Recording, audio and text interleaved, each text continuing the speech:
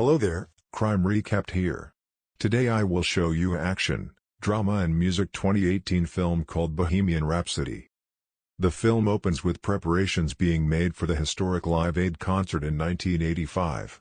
As the stage is set, running to the front is the legendary rock star, Freddie Mercury.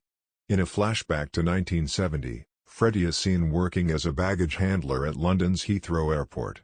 He lives with his parents Ger and Bomi, and sister Kashmira, and lives as Farrokh Bulsara, but he prefers to be called Freddie. Freddie attends a show at a club to see a band called Smile perform. After the show, members Brian May and Roger Taylor are told by their frontman Tim Staffel tells them that he wants out of the band to pursue bigger opportunities. As he looks for the band, Freddie meets Mary Austin and compliments her scarf, which she says is from the store she works at. Freddie then approaches Brian and Roger after the show to compliment their performance and offer to be their new singer. They seem unconvinced at first, especially with Freddie's large teeth, but Freddie sings for a moment to show off what he can do. Freddie joins Brian and Roger, along with their new bassist John Deacon, or Deaky. Someone in the audience comments on Tim's absence and replacement with a Pocky. After a bit of an awkward start, Freddie shows off his talent, despite singing some of the lyrics a bit incorrectly. A year later, the band is getting steady work performing gigs across England, and Freddie has been dating Mary. After their van breaks down, Freddie proposes that they sell it to record their first album, and they start to go by the band name Queen. Mary and the guys have lunch at Freddie's home, joined by Mary's deaf father. Ger tells the guests how their family were originally from Zanzibar until they were chased out of there. Freddie then answers the phone and tells the guys that a music manager named John Reid, who works with Elton John, has listened to their demo and wants to meet and manage Queen, to the excitement of the other guys. The band meets with Reid, who introduces them to Paul Pretor, another manager. Reid gets the band to go on a popular BBC show to perform Killer Queen, but they initially clash with the show's producers for wanting them to perform the way the network wants them to, mainly lip-syncing the song. 1975. At home, Freddie proposes to Mary, who accepts. The other guys come in to tell Freddie that Reid has booked the band a tour of America. The band embarks on their U.S. tour to ecstatic sold-out concerts. They also hire lawyer Jim Beach, or Miami as Freddie prefers. The band, plus Reid and Beach, meet with Amy's record producer Ray Foster, to make their next album. Freddie proposes something similar to an experience of going to the opera, and so he wants to call it a night at the opera. The band stays together as they work toward their next big hit. While trying to write new songs, Paul approaches Freddie and kisses him. Although he doesn't try to resist, Freddie tries to make it seem like he doesn't feel somewhat similarly toward Paul, who claims he knows Freddie as well as he knows himself. Despite some disagreements, the band comes to create Bohemian Rhapsody. They play it for Foster, who thinks it's too long at 6 minutes and is comprised of nonsense words. He would rather use Roger's I'm in love with my car or You're my best friend to be the main single on the album over Bohemian Rhapsody, since he thinks those songs would play better with a young demographic while no radio station will want to play a long song. Queen decide to turn their backs on Foster and Emmy.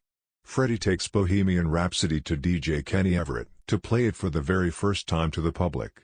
It receives mixed to outright scathing reviews, but it becomes one of the band's biggest hits that they play at venues all over the world. After the world tour, Freddie meets with Mary, whom he had been distancing himself from on the road. He comes out to Mary as bisexual, but she tells him she thinks he's gay. She starts to cry as she is tired of all of Freddie's excuses, and she breaks up with him. 1980. Freddie cuts his hair short and sports his now famous mustache. He owns his own home next to Mary, but he appears to be lonely. He calls Paul to arrange a party and invite a bunch of strangers. Freddie invites the band, but he starts to behave all crass and rudely toward them, prompting them to leave. After the party, Freddie gropes a waiter, Jim Hutton. Although he offends Jim, Freddie apologizes and invites him to stay.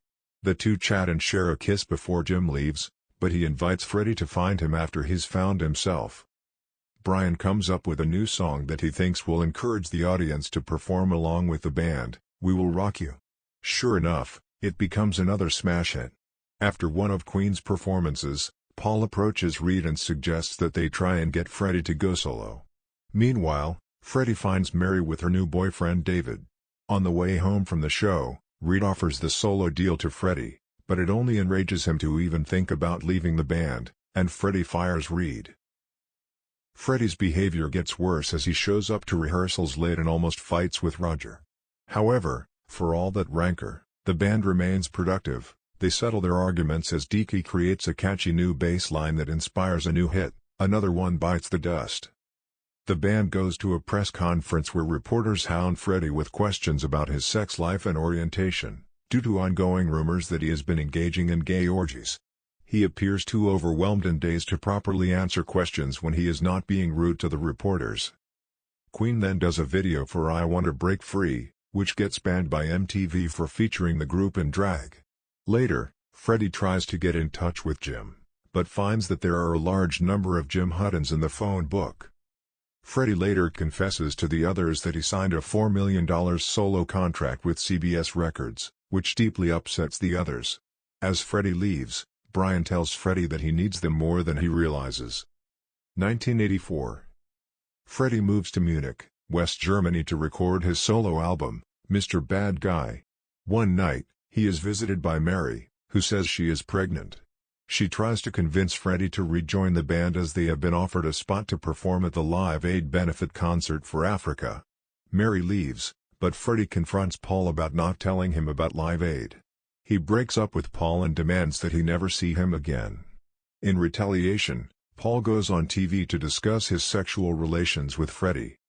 Freddie gets in touch with Beach and manages to get the others together to discuss joining Live Aid. He apologizes to the guys for his behavior and abandoning them. Beach tells them that the lineup is fully booked, but he talks to Bob Geldof and convinces him to let them perform, and they all agree under the condition that anything they come up with be credited to Queen as a whole and not to any individual one of them. The band starts to practice for the show, but Freddie falls ill. He sees a doctor and gets the diagnosis that he tested positive for AIDS. Freddie tells the band about it, but he doesn't want them to feel bad for him as long as they can continue to perform together as friends. They all then get together for a group hug. 1985. The day of Live Aid has arrived. Freddie finds Jim and invites him to come see the show. He visits his family and shows them love before heading to the performance. Bomi decides he will want to watch the show on TV with his family. While at the show, Mary and David arrive, and Jim joins them backstage to watch the show. It is now Queen's turn to perform. They start with Bohemian Rhapsody, where Freddie blows a kiss to the camera for his family. The next song is Radio Gaga, followed by Hammer to Fall, and finally We're the Champions, where people watching everywhere sing along too. Numerous calls for pledges come in, bringing in over £1 million, and Queen's performance is so epic that it drives many viewers to tears. After the performance, the guys walk away like true champions. The final text states that Freddie Mercury died in 1991 from AIDS-related pneumonia at age 45. He was in a relationship with Jim Hutton for the rest of his life, and he remained good friends with Mary Austin until his death. Jim Beach and the surviving members of Queen joined to create the Mercury Phoenix Trust to help fight AIDS worldwide, and this is how the film ends. Let us know which movie should we go back and recap next in the comments down below, and consider hitting that subscribe button if you liked our video.